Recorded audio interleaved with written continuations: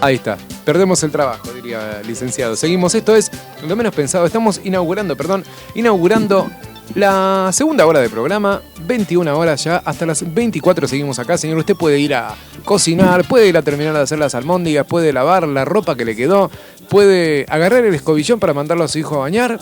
Es buena esa, ¿eh? La del escobillón, nunca, a ustedes nunca, ¿no? No. No, yo no he tenido ese, no sé si decir problema, pero esa cuestión de que no te querés bañar, a mí no me pegó. Yo nunca tuve problema. El signo de Virgo siempre me ha mantenido bastante pulcro, gracias a Dios, ¿no? Pero bueno, la señora puede ir a terminar lo que tiene que terminar y hasta las 24 estamos acá. Esto es FM SFR 93.3. Estamos en radio sfr.com.ar y tenemos aquí la visita. Está con nosotros José María Malvido, infectólogo, para charlar un ratito con nosotros sobre enfermedades de transmisión sexual y todas esas cosas que ustedes adolescentes deberían saber si quieren seguir vivos en este mundo al menos un par de añitos más. ¿Qué tal, José María? ¿Cómo estás? Bien, buenas noches. Bueno, antes que nada agradecer la invitación. La verdad que la invitación de hoy me da dos posibilidades. Una de compartir con ustedes el mundo este de la radio, que es algo que me apasiona y que me gusta. Y por otro lado, bueno, estar abierto a la posibilidad de tratar de sacar un poco la salud de los hospitales y llevarla a todos lados, tratar de transmitir información que al fin y al cabo es lo que se maneja a través de la radio y así llega a todo el mundo. Bueno, muchas gracias, un placer tenerte acá con nosotros. Y le contamos a la gente que es una época medio curiosa y medio extraña, porque por una parte hay muchísima más comunicación, pero los tabúes siempre son los tabúes, ¿no, licenciado? Usted lo sabrá desde el lado psicoanalítico, pero las cuestiones que tal vez, le contamos a la gente, aparecen en las escuelas, nosotros que nos dedicamos también a la docencia, sobre cosas elementales que uno dice, bueno, esto deberían saberlo. Bueno, deberían, pero no lo saben, así que para eso también estamos aquí charlando. Y es importante que eso se pueda comunicar, porque siempre en la cuestión de la sexualidad se mezclan otras cosas que complican muchísimo, e incluso una vez que uno da la información, como está girando en la cabeza una angustia siempre en relación a lo sexual, esa información no logra nunca decantar correctamente. Entonces lo acaban de escuchar y cuando se les pregunta sobre eso, vuelven a equivocar la información. Es algo que hay que trabajar continuamente. Bien. Sí, por otro lado, yo hablo muchas veces en el consultorio con los pacientes sobre esta cuestión de una mezcla de pudor con negación, con un estigma que lleva a este tipo de enfermedades, ¿no? Siempre trasladando ejemplos de por ahí la salud pública y enfermedades que están todos los días entre nosotros, como la diabetes o cualquier otra, la hipertensión misma, que por ahí se conlleva más dificultades en la salud. Sin embargo, nadie tiene problema en aceptarse diabético o hipertenso o tener problemas con sus tratamientos o saber de qué manera se debe prevenir. Es algo como más generalizado. Doctor, yo tengo entre mis pacientes tengo un número importante de adolescentes, gente joven, tal vez cercano a la mitad de la cantidad de los pacientes que atiendo. Y me ha pasado muchísimo escucharlos a los adolescentes contagiarse de enfermedades de transmisión sexual que no necesariamente es el SIDA. Y no tenían la menor idea de que se podían contagiar, no tenían la menor idea de qué tipo de enfermedades eran, ni cómo poderlas prevenir, etc. ¿Eso es algo bastante común?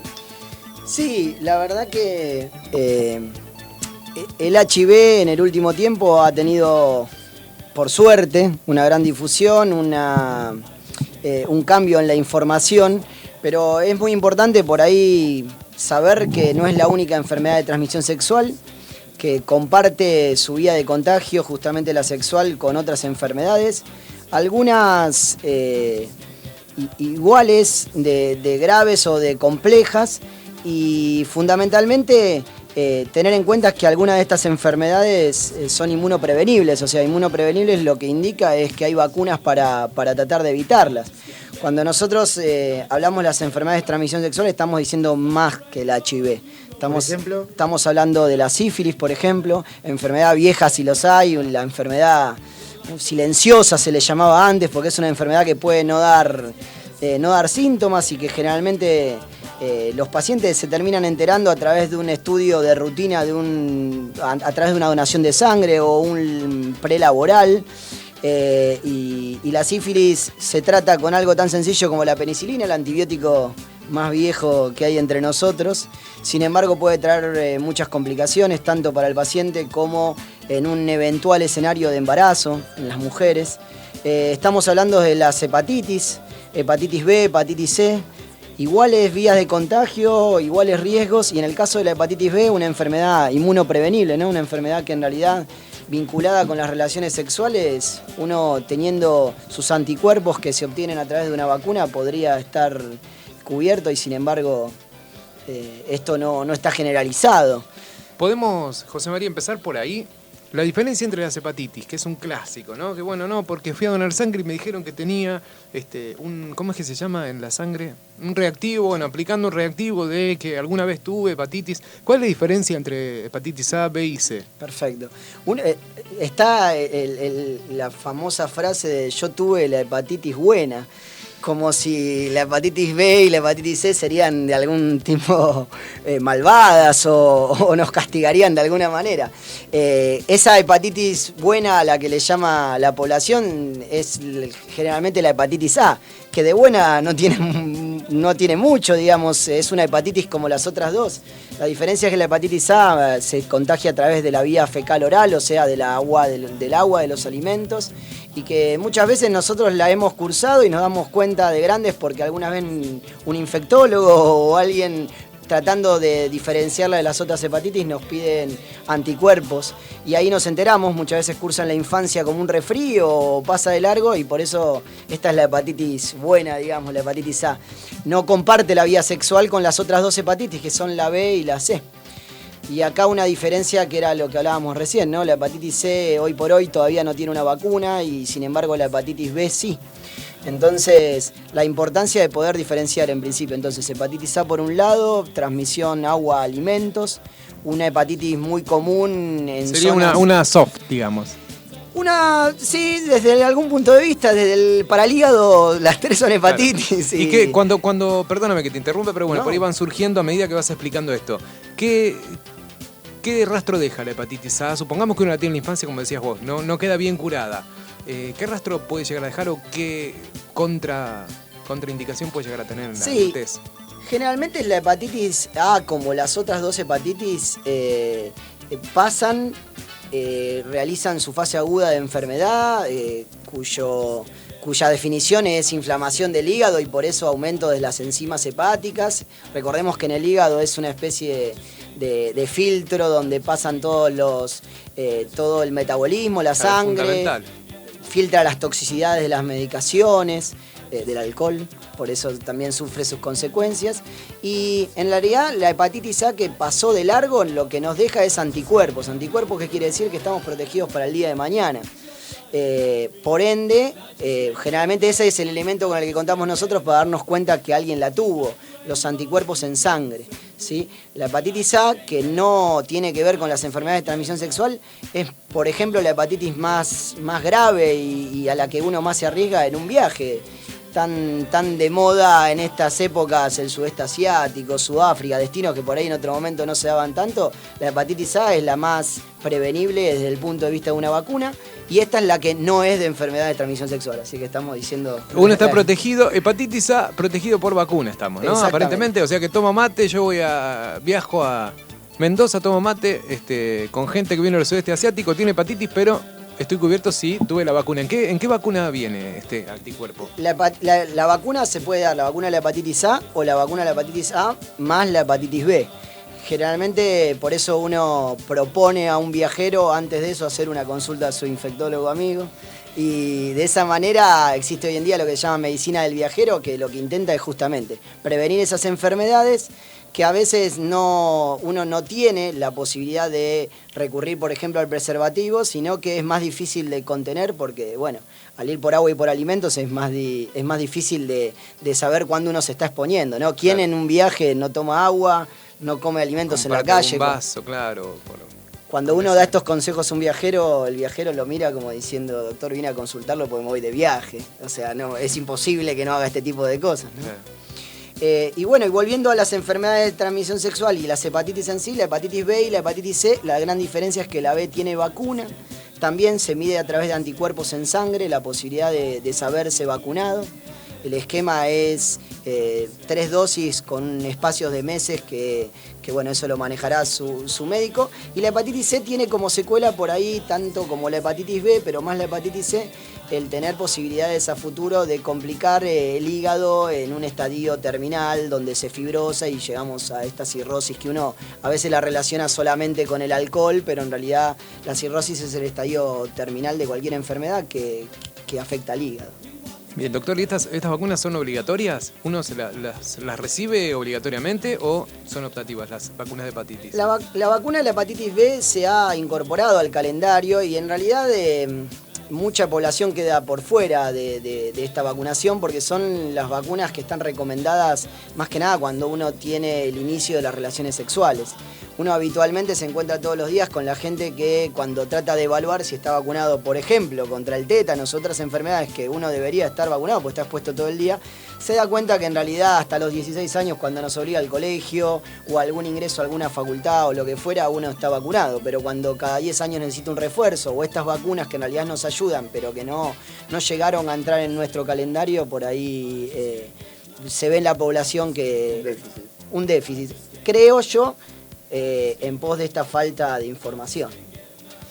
De hecho, una de las vacunas que también está en la población y que nos permite estar prevenidos para otra enfermedad de transmisión sexual es la vacuna del HPV, vacuna que como todas tiene su etapa de mitos, su etapa de comentarios de si sirve, si no sirve, cuándo sí, cuándo no. Escuché muchos comentarios en contra yo de esa vacuna.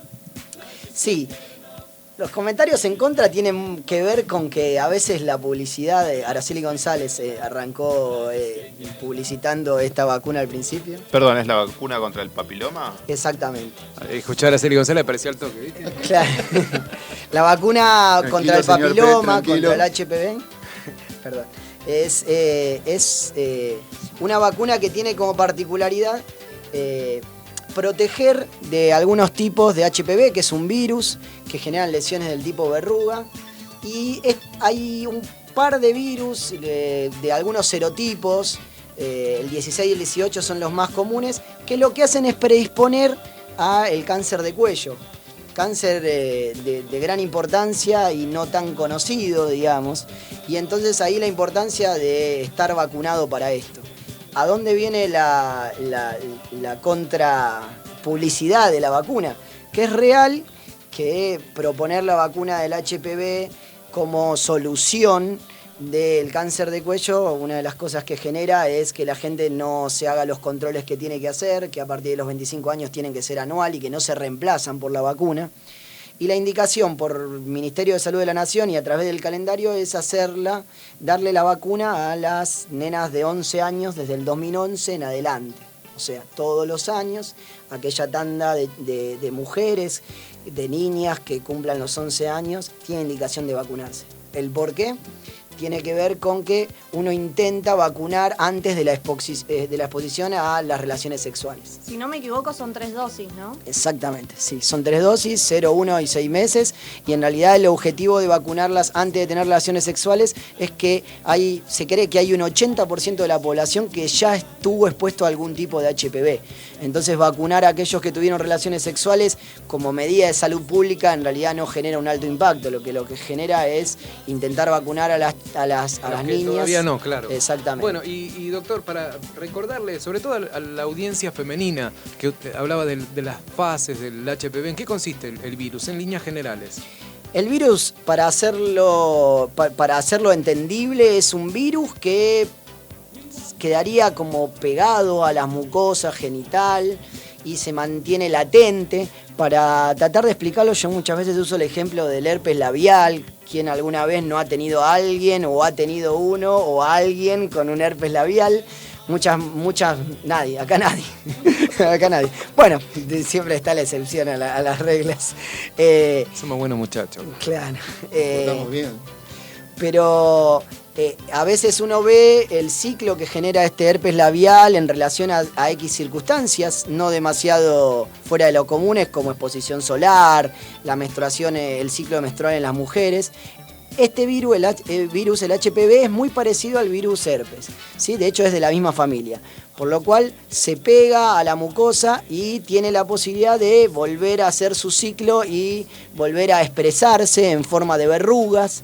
Por eso es que la mayoría de las veces el tratamiento es un tratamiento que tiene que ver con tratar de resecar esta verruga genital, que a veces en la mujer es más difícil de ver que en el hombre, por cuestiones anatómicas.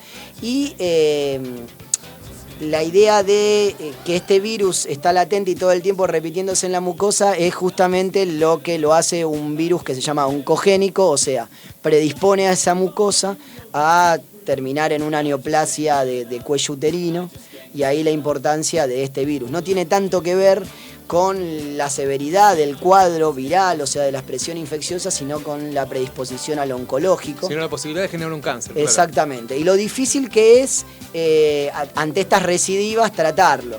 Por ende, en realidad la información tiene más que ver con esto, con no evitar los controles, que cuando hayan las lesiones uno pueda consultar y que cuando las lesiones sean lo suficientemente molestas se puedan tratar de resecar y de esa manera evitar la reexposición, ¿no? Bien, ¿solo vía sexual se contagia el HPV o puede ser también en otras circunstancias? No, solo vía sexual.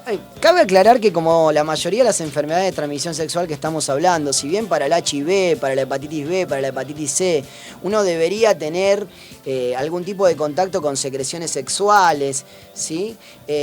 Es verdad que para otro tipo de virus, como el HPV, donde lo que contagia es la verruga y la lesión en sí, como otro tipo de enfermedades del mismo tipo del herpes, parecido al de la boca, pero genital, como también para otro tipo de infecciones que tienen que ver con las bacterias propias de los genitales, hay que destacar que el mismo roce del periné, que es el espacio entre la región perianal y la zona ginecológica o los testículos en el hombre, esa zona y todo ese roce también puede predisponer a infecciones. Digo esto porque a veces uno relaciona necesariamente la eyaculación o las secreciones vaginales con la transmisión de enfermedades, y a veces no es necesario llegar a eso. Por eso uno, desde el punto de vista médico y de las enfermedades de transmisión sexual, propone, digamos, la protección lo máximo posible, prevenir todo lo que esté dentro del alcance. ¿Qué protección? Bueno, el método es el método por excelencia, es el de barrera, ¿sí? El método es el preservativo, teniendo en cuenta el preservativo en todas sus funciones. Digo esto porque muchas veces uno tiende a olvidarse la posibilidad de lo que es la transmisión por sexo oral, y es importante eso también tenerlo en cuenta. Generalmente es una pregunta habitual esta, si el sexo oral transmite o no este tipo de infecciones, y muy pocas veces uno se anima a poder hablar con el paciente y decirle que está eximido de un contagio, porque en realidad cualquier tipo de sangrado en las mucosas, que a veces es imperceptible, a veces pasa de largo, es una vía de contagio para que de esa manera esté en contacto una mucosa lastimada con un fluido sexual. Por lo cual, en realidad, en el caso de las relaciones homosexuales, en cualquier tipo de relación sexual, incluso oral, se propone el preservativo. Tanto el preservativo en el pene, como el preservativo en el pene para una relación anal, como el preservativo ante cualquier tipo de sexo oral vaginal, ¿sí? O sea, el método de barrera. El concepto es eso, una barrera entre una mucosa y la otra evita la posibilidad de la infección. Bien. Bueno, estamos entonces con HPV, ya pasó hepatitis, ahora nos toca, doctor, ¿qué? Dentro del ranking. Bueno, corriendo o si quieren volvemos al HIV. Tranquilamente caminando. Bueno, caminando, listo. Lo menos pensado. No, exactamente. En este caso, lo más pensado me parece que dentro de las enfermedades de transmisión sexual es el HIV. Y dentro del HIV a mí me interesaba aclarar algunas cosas. Las vías de contagio por ahí se conocen y tienen que ver con todo esto que hablamos. Las vías de evitar el contagio tienen que ver con el método de barrera, el preservativo. Pero me interesaría por ahí recalcar que cuando uno está cuidándose del HIV, además de cuidarse uno, está haciendo una conducta que tiene que ver con la salud pública, ¿no? Y que está tratando de evitar la transmisión de una enfermedad que, como hablábamos antes, es viral, que tiene el estigma de quien lo vive, quien lo lleva y requiere o no tratamiento, quien se lo entera a través de un control de salud, y de ahí lo importante de estos controles que tienen que ver con el ingreso a un colegio, el ingreso a una facultad, los estudios prelaborales. En esto vale aclarar que siempre que a uno le hagan un estudio de HIV, tiene que ser consentido. Esto tiene que ver con evitar discriminaciones y evitar lo arbitrario de ser evaluado para el HIV en un trabajo que no tiene por qué, digamos, discriminar esa condición. Y bueno, lo importante de esta enfermedad, además de las vías de contagio, que fue lo que charlamos, es por ahí saber algunas cosas. Una de las preguntas habituales es si el HIV es lo mismo que el SIDA. Y creo que durante muchos años el HIV y el SIDA fueron sinónimos. Y cabe aclarar que no, y que cada vez, por suerte, el HIV es menos el SIDA. ¿Qué quiere decir esto?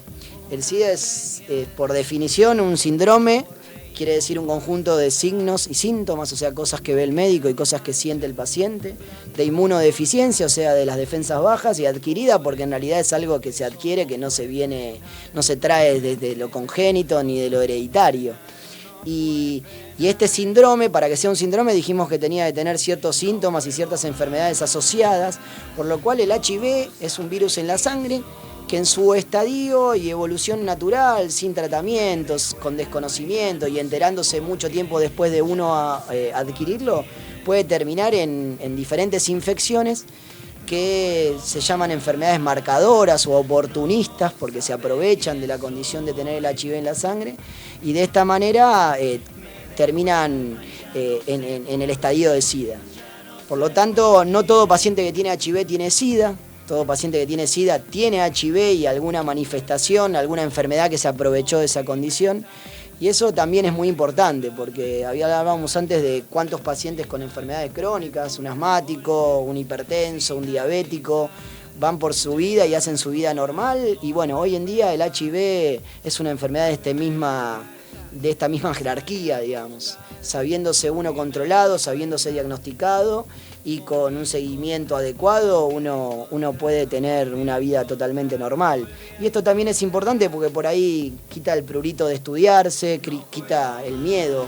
Yo siempre le digo a los pacientes esto de que nunca es triste la verdad, ¿no? Ya están las cosas arriba de la mesa, el estudio dio positivo, y en realidad ellos se asusten o no se asusten, tomen o no medicación, el virus lo tienen en la sangre. Entonces uno tiene que llevar la enfermedad de esta manera. Algunos pacientes requieren medicación, otros no, pero es importante estudiarse, saberse infectado si es que uno lo sabe. Una de las cosas importantes es qué pasa si uno se expone a una situación de riesgo, ¿no? Una situación de riesgo puede ser tener algún tipo de relación sexual y una ruptura de un preservativo, relación sexual con alguien desconocido, relación sexual con alguien que se sabe HIV positivo. Perdón, doctor, ¿cómo se maneja eso? Para la gente que por ahí se encuentra, que calculo que es un mundo ya de movida, HIV y SIDA, dos cosas distintas. Uno dice, bueno, la televisión eso no lo dice. O no lo dice de una forma que lo pueda entender la gente, como lo está diciendo acá, de esta manera, ¿no? De hecho, que también es interesante que hay cada vez menos SIDA, porque, bueno, no termina el HIV no termina desembocando en el SIDA, lo cual es bueno, pero a la vez también genera cierto grado de peligrosidad, ¿no? Porque, bueno, si total se puede controlar más, no es tan grave, digamos, ¿no? Hay ese lugar común también. Sí, ese concepto, por supuesto que hay que correrlo de la situación y hay que tratar de plantearlo desde el otro enfoque, ¿no? Es verdad lo que vos planteás, muchas veces, a veces restarle digamos, crisis a la situación, restarle esta cuestión de dramatismo, de preocupación, está al borde de entenderlo Peligro, claro, como exponerse más al riesgo. Para eso tratamos de explicarle al paciente las dos cosas, digamos, que hay una balanza entre sus defensas y el virus, que están luchando, que por ende ni el mejor estadio, donde uno tiene una carga viral indetectable, o sea, el virus bajito que casi no se encuentra en la sangre, quiere decir que no lo tenga en la sangre, y por ende que se sepa de todas maneras contagiado y trate de no contagiar, ni que las defensas en un estadio o en el otro hacen que uno tenga que despreocuparse de los cuidados pertinentes. Y con respecto a esto que vos me decías de cómo actuar en una circunstancia de riesgo, a mí me gustaría que de toda la charla que tenemos por ahí sea lo que más quede instalado, porque está estudiado y se sabe que en las primeras 72 horas, luego de una exposición de riesgo, puede ser una exposición de riesgo, le podemos llamar desde una relación sexual con alguien desconocido, hasta con alguien que se sabe infectado, hasta una violación, hasta conocerse con su pareja infectado. Es muy importante que la consulta sea dentro de las primeras 72 horas. Y a mí me parece que esta información, esta última frase que decimos, cambia por ahí el pronóstico de cómo uno pueda seguir su vida después de esa situación, ¿no? Una situación que uno llama de riesgo, pero que por ahí no escapa demasiado de un fin de semana cualquiera en cualquier lugar. Entonces, el porqué de esas 72 horas es porque en esas 72 horas se sabe que dando medicación con los antirretrovirales, que son las medicaciones que se usan para el HIV, uno trata de equiparar ese posible virus que haya quedado dando vuelta a través de la exposición y hace lo que se llama profilaxis post-exposición. Justamente su profilaxis quiere decir prevención. Entonces esas 72 horas, además de eso, se van a aprovechar para hacer los controles necesarios, para dar la vacuna de la hepatitis B, para medicar contra la sífilis. Entonces ese rango de esa exposición y esas 72 horas posterior, a mí me gustaría que por ahí sea lo que más quede de esta charla, que siempre que uno tenga un riesgo de una exposición de una enfermedad de transmisión sexual, estas 72 horas para acercarse a una guardia, para comentar lo que pasó, para tratar de que el médico actúe en consecuencia y si no consulte a los especialistas. Me parece que es importante difundirlo, darlo a conocer. Fundamental, yo nunca lo había escuchado realmente, por lo menos en lo que son las campañas de prevención, no sé ustedes chicos, pero es muy importante, porque bueno, condiciona el futuro totalmente, ¿no? Sí, y además muchas de estas situaciones son traumáticas ya en sí mismo, ¿no? Si uno puede acotar ese riesgo, me parece que es importante poder hacerlo. Bueno, estamos acá charlando en Lo Menos Pensado con José María Malvido, infectólogo que vino a charlar con nosotros y a desasnarnos sobre estas cuestiones. Está realmente muy interesante y... Una cosa, por si quieren hacer alguna consulta, tenemos el mail pro-vocación@hotmail.com, ¿lo digo bien? Sí. El Facebook, Provocación ONG. Blog es www.provocacionong.blogspot.com.ar y el Twitter @provocacionong.